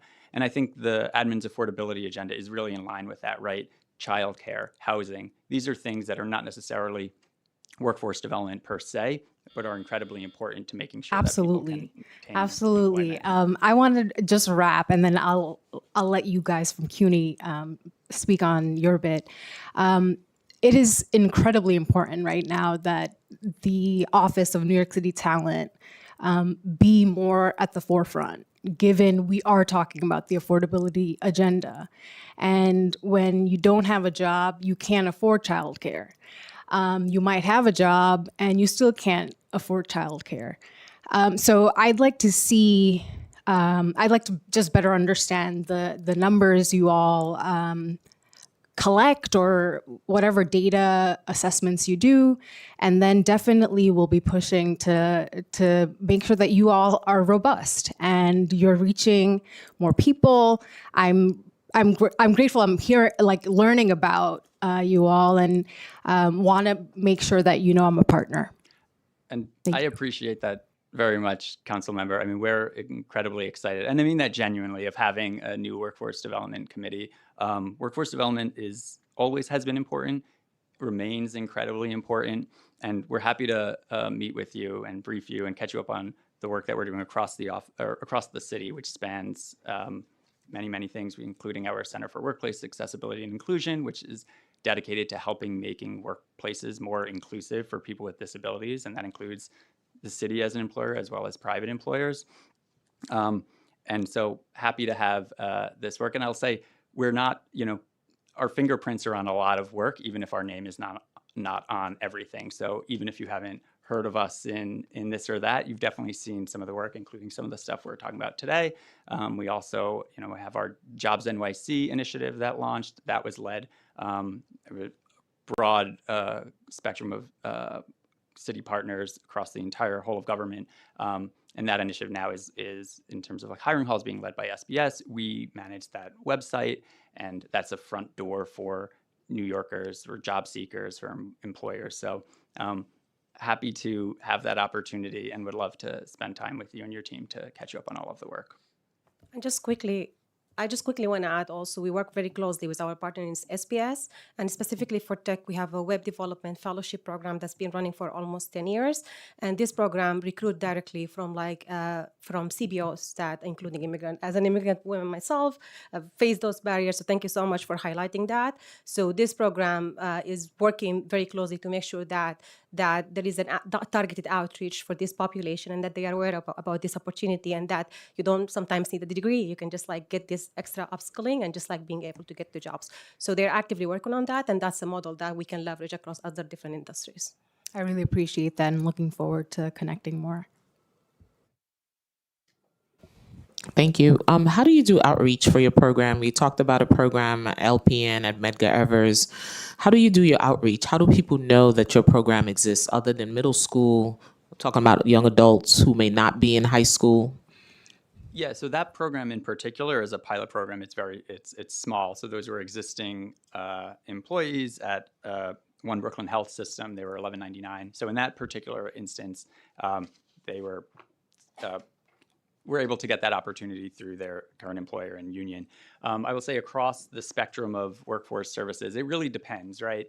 Sometimes these are employers that we work with directly. Sometimes it's CBOs to help connect people. So it varies in terms of some of the outreach. I will say, like I mentioned, we have a Jobs at NYC website that is a front door for job seekers. And so that helps them connect with services that they might need or might be interested in. And then through the variety of workforce services across the city, whether that's through DYCD on the youth side, SBS on the adult side, Human Resources Administration. There are New Yorkers entering the system at a variety of different places. And so in terms of the connection to it, it will vary, but we want to make sure that there's that information available to everyone. And I think particularly, as we've touched on a bit, in terms of, knowing what's ahead. So talking to public school students about what's ahead potentially in CUNY, and that's core to the work too. And when we talk about underemployed, what about the folks that don't have access to technology? And we know that's a real thing in this city.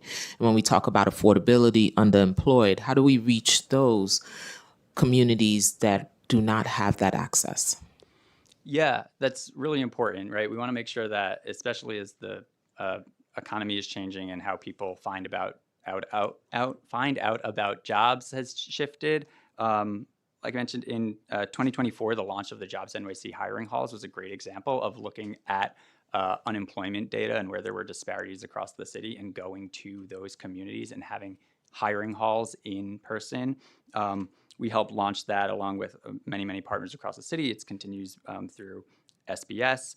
We also helped advocate in some baseline funding for that that is now being administered through SBS. So that's one example of doesn't require going to LinkedIn or Indeed or some website, but it's actually bringing employers across nonprofit, private, city government into communities, and then working with CBOs who serve those communities to make sure that that work is amplified. So that's.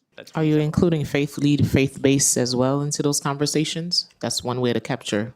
Yeah, I mean, I don't have a list of all of the CBOs that have been acted, but we're happy sure to that discuss. there are, and we're happy to get to. Absolutely. Councilmember Epstein?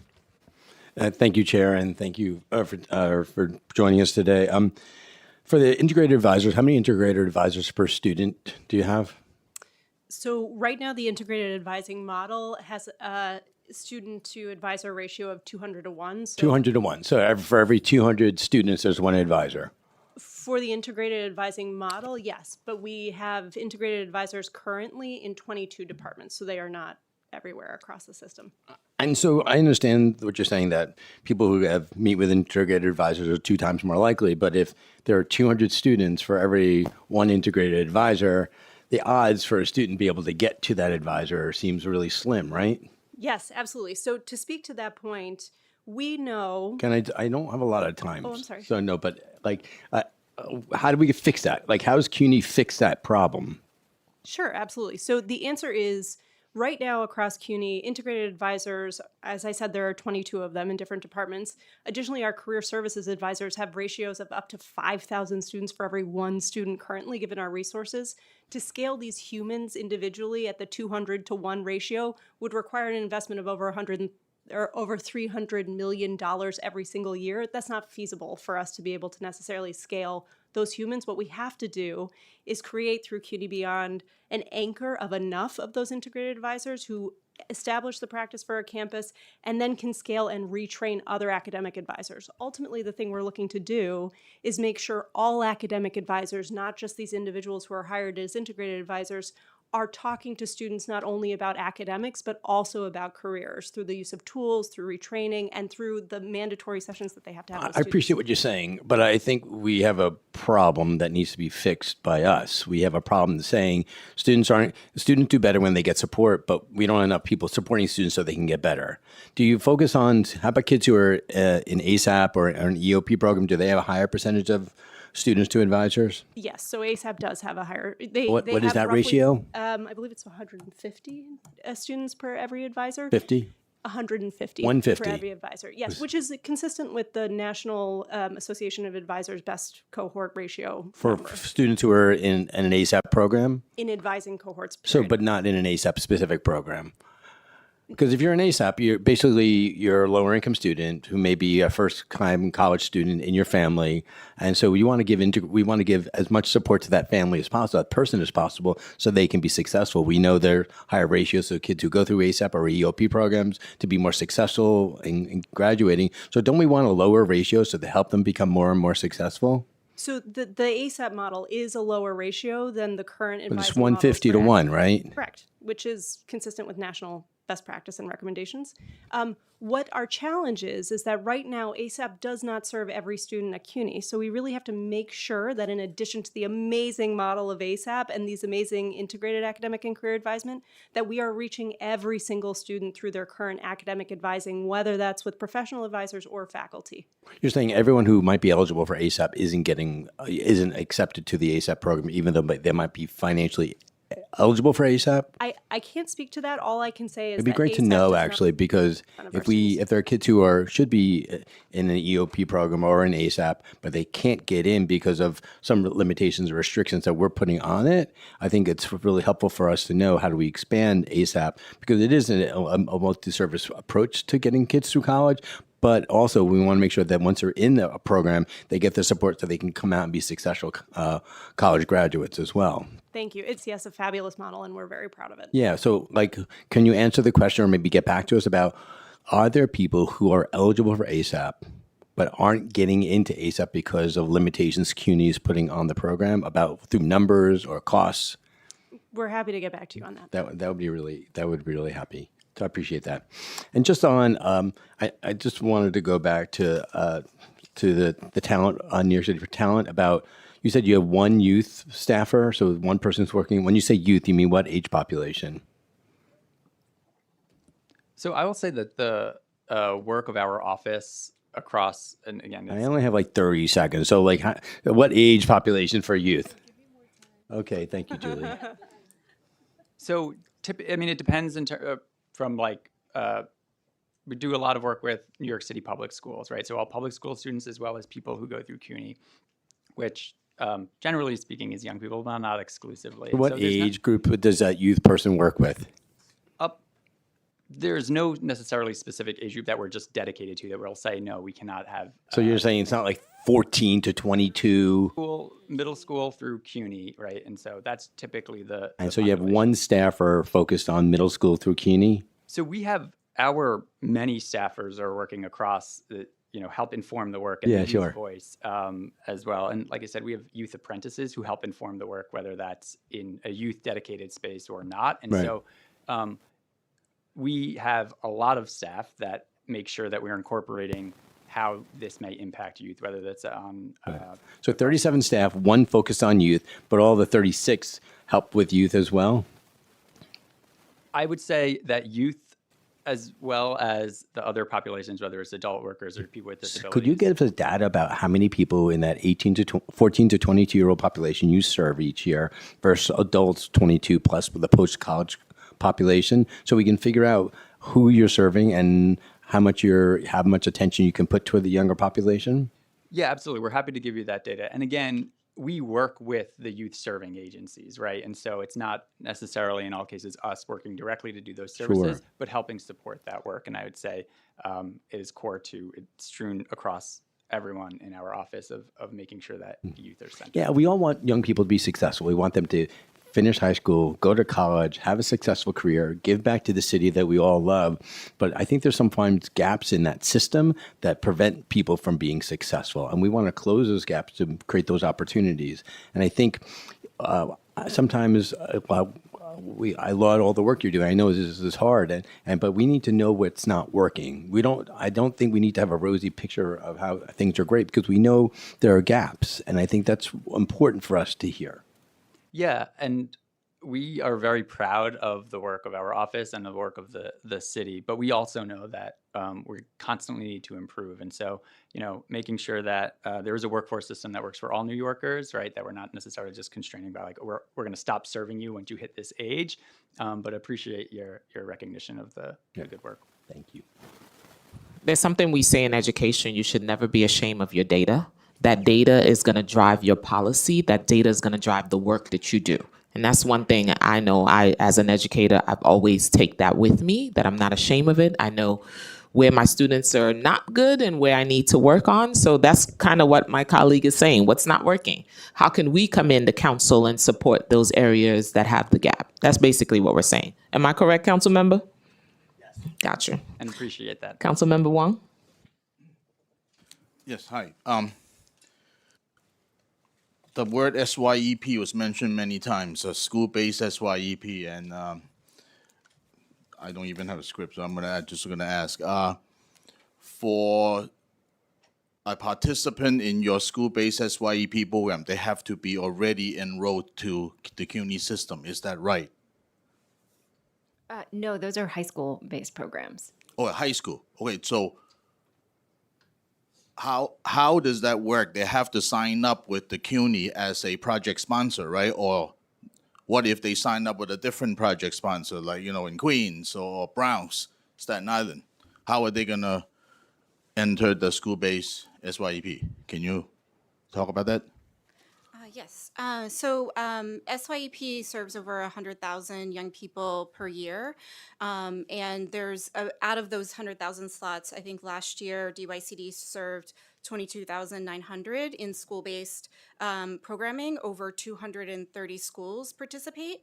And so if a young person is in that school, they can work with the school and the CBO provider to access those slots. But there's also other SYEP programs for either if the young person's not in that school or if the young person would like to participate in a different SYEP program, they have those opportunities and choices throughout DYCD's programming. No, I understand that. Okay, let's say they stay in the high school for the summer to do SYEP. How is that relate to, say, getting themselves entering a CUNY school system? What is the connection there? So we partner with the SYP program in two main ways. The largest one is through Work, Learn, Grow during the school year. So young adults who are in the Work, Learn, Grow program take a free CUNY credit-bearing course as part of their Work, Learn, Grow experience. And so that's open to all of the students who are in that pathway, and that's across multiple high schools.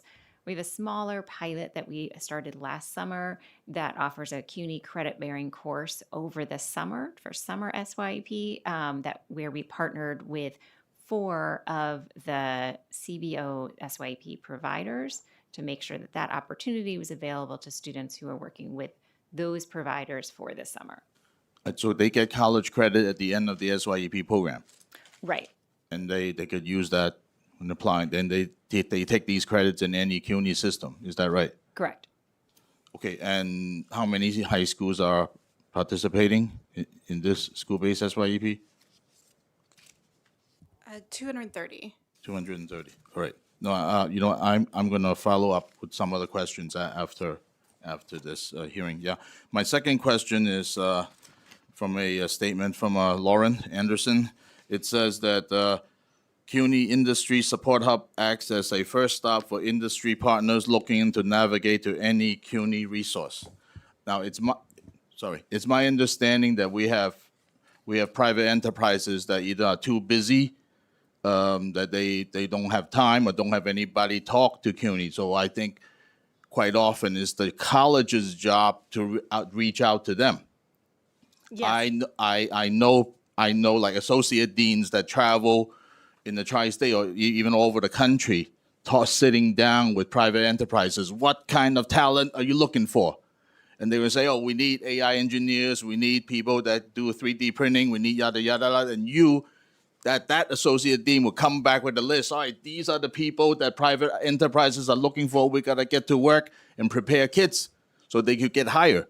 So what I would like to know is what kind of work are you doing that? Because again, a lot of private enterprises, some of them may not even be interested in talking to CUNY, because they think, oh, we only talk to like certain top tier schools. Please talk about it. Sure, absolutely. I'm happy to. So the Industry Support Hub is not just a passive front door, but historically we have not had any single place for employers that were even interested in working with us to go to land to navigate our system. So that is what they serve from a both passive and proactive outreach perspective. Most recently in January, so just last month, they launched a Power Your Business with CUNY campaign that mobilized lots of our existing industry partnerships, including Goldman Sachs, TD Bank, 9 Energy, et cetera, to actually proactively reach out to other employers and suggest that they come to CUNY to work with us. But that alone is not sufficient. You're right. Colleges have to make that kind of proactive connection to employers. So that's largely what the CUNY Inclusive Economy and CUNY Beyond aims to scale, is investing in industry specialists at the campus level who can make proactive connections to employers. To date, that network of our Industry Support Hub and those inclusive economy industry specialists have proactively engaged 2,100 businesses in this work.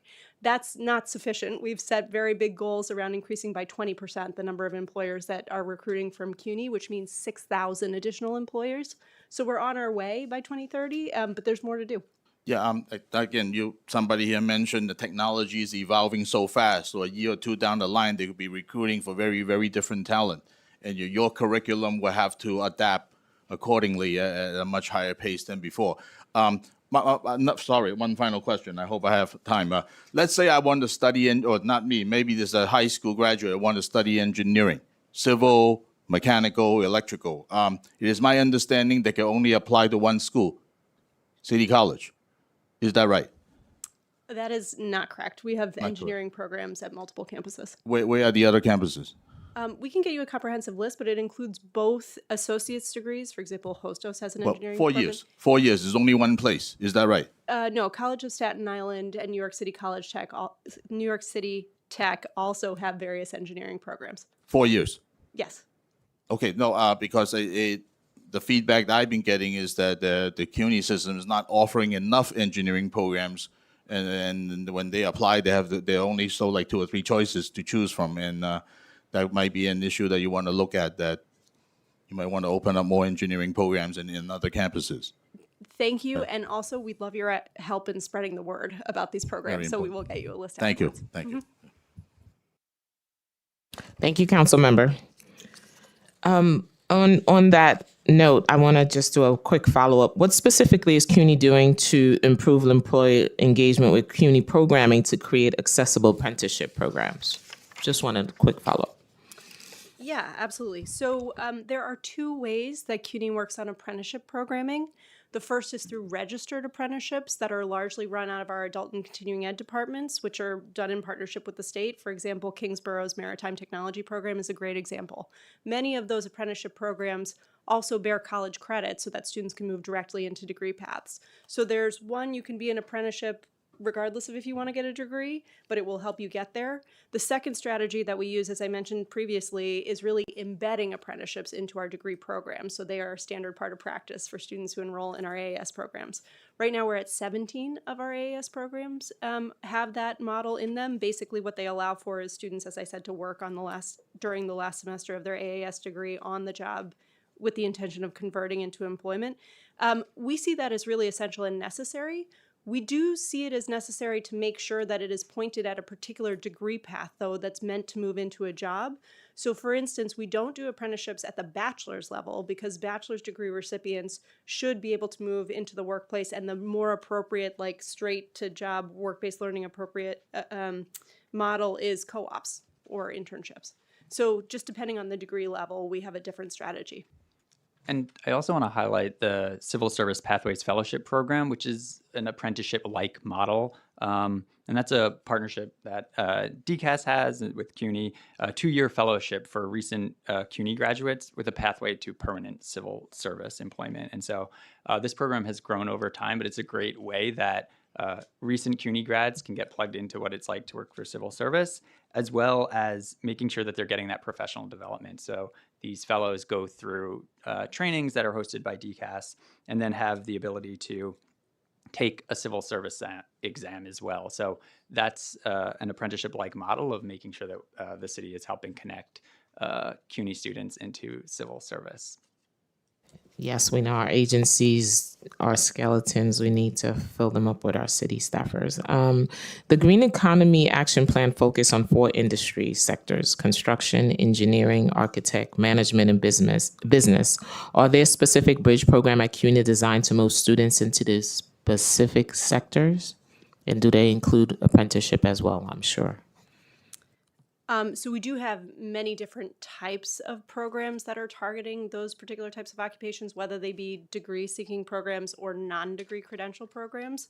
As I mentioned before, I alluded to some of the projects that we're doing on the capital side to make sure our degree programs have the equipment and state-of-the-art pathways for students to be able to learn in the classroom what they will need to do on the job. In terms of direct pipelines to employers, whether it be through apprenticeships or work-based learning opportunities, CUNY Inclusive Economy actually as a focal area includes green economy roles. And so 3 of our departments have industry specialists who are proactively building connections in those occupational areas for students. It's variable across departments because different departments focus on different disciplines, but between them, yes, we are focused on that. Thank you. The recent Center for Urban Future report entitled 5 Ideas for Mayor Mamdani Can Bolster Workforce Development, ideas directly related to CUNY. One of them is to provide free Omni card and day 1 child care support for CUNY students to boost completion rates, accelerate credential attainment, maximize returns on public investment. What is your opinion of this idea, whether it would work effectively to support CUNY students? So we are very excited that our FY27 budget request includes $1.4 million to pilot, thanks to the encouragement of our Student Senate, who are here today, and I'm sure we'll talk about it, a Omni program for students. Right now, the proposal is that it's split between state and city funding, and we very much look forward to working with the council and the mayor and the MTA to figure out how we would deploy that. One of my colleagues had asked me, is CUNY also pushing for fair fares inside the campuses? Is that something that CUNY is doing? I will have to get back to you on that. Is to provide half fare for our lowest income New Yorkers. So that's one of the questions one of my colleagues asked. Another Center for Urban Future idea related to CUNY is to help scale up CUNY's promising but still small-scale career success program, including CUNY Beyond, the Exclusive Economy Initiative, and CUNY 2X Tech to ensure more CUNY students don't just earn a degree but also have a strong career outcome. What is your opinion of this idea and whether it could work effectively to support CUNY students? We love it, and I know Eli Dworkin is here. Yes, Thanks to him for his advocacy for that idea. CUNY Beyond is designed to take what we know works already, right, and has proven results for students to connect it, elevate it, and scale it throughout our entire degree path. That includes the CUNY Inclusive Economy model, so it was part of Beyond. We are very enthusiastic about scaling that. Again, we started with 4. We're looking to bring on 6 schools in the next wave starting in July, and would appreciate the council and the city's support in making sure that our community colleges are part of that. Okay, you hear that, Eli? You wrote the blueprint. Another idea from the Center for Urban Future report also is to launch effort to recruit the next 100 employers to partner on building pathways into good jobs by expanding skill-based hiring, scaling employer engagement, strengthening connections among CUNY non-for-profit providers and industries. How do you think we can make that work in this blueprint? Sure, I'll take a first step. Would you like to, Doug? Sure. I'll say that we know that employer engagement is core to workforce development. And so our industry partnership teams work very, very closely with employers, whether that's small businesses, startups. We also work with the local chambers, large corporations, as well as the organizations that help support them, like the Job CEO Council Partnership for New York City, and then specialized groups, labor organizations as well. And so, we want to make sure that New Yorkers have access to all sorts of jobs opportunities with all sorts of employers, and that we're hearing from those employers as to what their needs are, what they need today, what they need in the future. And so we do a lot of this work through our industry partnerships, through our apprenticeship accelerator team. Like I mentioned, through community hiring, we are bringing more employers to the workforce system. That is, it's just getting up and running, but it is not a subtle program. It is, $20 billion of annual city contract spend. That means those employers are coming to the system. And so we're excited about that opportunity to bring an increased quantity, increased quality of jobs to the public workforce system. And so we agree in that employer engagement is core to workforce development. And if I could just add to that briefly, we think that there's an incredibly valuable role for city leaders to play in asking employers to come to the table to do this work. And from our perspective at CUNY, as I mentioned before, our goal is actually 6,000 employers coming to our doors. In order to make that a reality, we do need to invest in the infrastructure to be able to engage employers. Unfortunately, it's not something that you can outsource to technology. Building those relationships that lead to hiring partnerships, and also the updating of curriculum and the development of students takes time, takes capital and human capital to be able to build those relationships, which is why we're very excited that in addition to this call for employers, there's also a call to scale the infrastructure for employer engagement at CUNY. And that's why we're having this conversation today. This is our first stab at it. We want to continue this partnership. We want to continue this dialogue, especially along with Councilmember Wan, to make sure that we are meeting the demands. If we really want New Yorkers to stay here, they have to be able to afford to live in this city, and childcare has to be accessible, transportation has to be accessible. And one of my next question is, last September, this committee held a hearing on pathways for CUNY students into the art and cultural job sectors. The CUNY Art Initiative count one of its 3 goals, the integration of arts into CUNY curricula across all disciplines, not just disciplines in art fields. This initiative is part of ensuring all CUNY students have access to the arts and can therefore consider the art as a viable career path. As a time of hearing, there was not any timeline or place for implementing this work or measuring its effectiveness once implemented. Do you have an update? That's a very important sector, and I think we seem to sleep on cultural. I think there should be a stronger partnership. I know in public schools there is. When I was the chair, I made sure we baseline arts education into our budget because we know it's a career pathways, and we want to see how can you bring those things together. Absolutely. So, and then I would welcome Andrea to talk about some of the work we do at the K-16 level. Absolutely. And coming out of that conversation, there was a lot of very helpful questions that the council asked us that we're still working to sort through in terms of integration into curriculum. What I will say is we do now have numbers that we didn't have at that hearing in terms of students who are participating in cultural core, the experience they have working in the cultural sector that CUNY is connecting them to, and how many of them stay in the cultural sector. So right now we have served roughly 1,200 students through CUNY Cultural Core, which is a paid internship program. And we have about 50% of those students have wage records associated with them from the state that we can see. Of those, about 30% of those students, after they graduated, went into the arts workforce. So we're excited to build on that. But certainly in addition to our academic preparation, we know that actually making sure there's like a clear linear pathway to those jobs is necessary through our internship programs. Yeah, I mean, I think the arts are what make New York, right? I mean, I'm wearing a suit and tie right now, but I love concerts, I love theater, and I love that livelihood of New York. So I just appreciate you raising that as something that is really important. And we work closely with the Mayor's Office of Media and Entertainment. They essentially run the industry partnership-like type model that we have at our office. And they do have some post-production training program that provides participants with skills training, job placement assistance in like the post-production industry. And so that obviously is really important to make sure that the arts can continue to thrive here in New York because, it's, like I said, it's what makes New York, New York. Yeah, it's a huge industry, and we want to make sure that CUNY is creating that pipeline to career, that they know there's possibilities, not just to see a show, but to work on set, right? To create set. Motion Pictures High School in Queens is a model. That should be where the pipeline is, their model. They are amazing. Also, at the September hearing, the committee learned that CUNY did not have a clear measure in place for tracking long-term success for CUNY Cultural Corp interns, such as their post-graduation placement, art cultural careers. Do you have any updates on that? Yes, that's what I was mentioning. So we do have the data now, and what we are seeing from the students that we have wage records on from the city, or from the state rather, that 30% of those students have moved into employment in the arts and cultural sector.